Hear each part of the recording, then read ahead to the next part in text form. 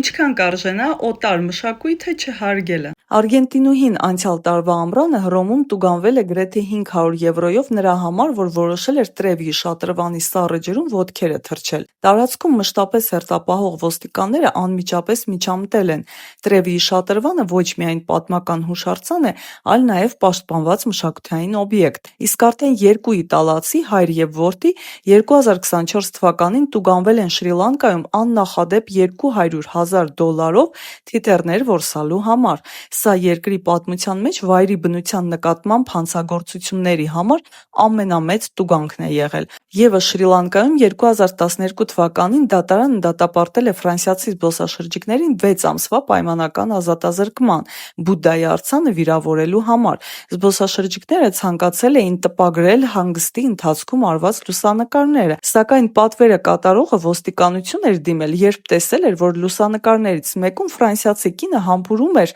Բուդդայի արձանի շուրթերը, մյուսում էլ տղամարդը փորձում էր կրկնօրինակել Բուդդայի դիրքը։ Զբոսաշրջիկները վճարել են $11 տուգանք եւ ազատ արձակվել, սակայն վճիռը խիստ նախազգուշացում է ունեցել։ Եթե նրանք կրկին խախտեին օրենքը, ապա պայմանական պատիժը կփոխարինվեր իրական ազատազրկմամբ։